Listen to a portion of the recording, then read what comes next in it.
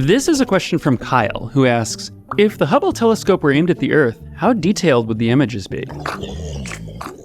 This is a common question. The Hubble operators get it a lot, and their frequently asked questions page answers it. The problem isn't, as some people say, that the Earth is too bright. As Phil Plait of Bad Astronomy pointed out, Hubble points at the Earth pretty regularly to calibrate one of its instruments. The fundamental problem is that Hubble is too slow. Let me explain. Let's imagine we want to take a photo of this normal desk. Photons from the desk have to pass through all of the Earth's atmosphere, which can cause problems for ground-based telescopes. But for space-based telescopes, it actually isn't much of a problem. The reason is geometric. If the distortion happens closer to the source, it can't mess up the image as much. The first small problem we'll run into is resolution. Hubble is the best visible light telescope we have, but its resolving power does have limits. Pluto out in the Kuiper Belt lies right at those limits. Until the New Horizons flyby of Pluto, the best pictures we had of Pluto were from Hubble, and they were pretty bad. To Hubble, the X-planet is little more than a mysterious blur. With Hubble's resolution and distance from the desk would look like this. Oh, I'm assuming the desk is beneath a skylight or outside. But the big problem is motion. Hubble is moving across Earth's surface at over 7 kilometers per second, which means that from Hubble's perspective, the desk is speeding by at 7 kilometers per second.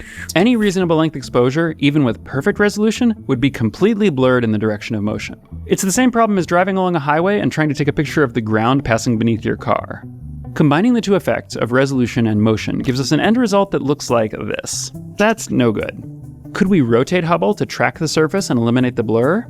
Well, Hubble routinely swivels to follow targets as it orbits. Usually the targets are astronomical objects that are super far away. The automatic onboard tracking algorithms can at best handle targets as close as about 10 times the distance to the moon. When astronomers want to use Hubble to take pictures of the moon itself, they have to send it manual commands to rotate and then turn on the camera mid-maneuver. It doesn't work very well. The resulting photos are better than what you can see with the naked eye, but they're not very good by Hubble standards. Here's our desk with the image degraded by a similar amount.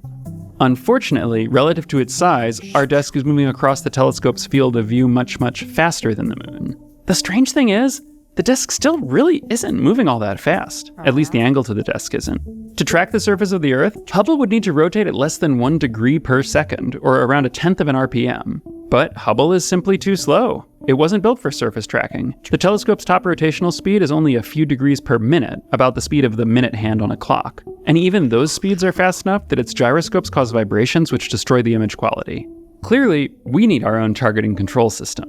Hubble's rotational moment of inertia is similar to that of a small carousel, which isn't that big in an absolute sense.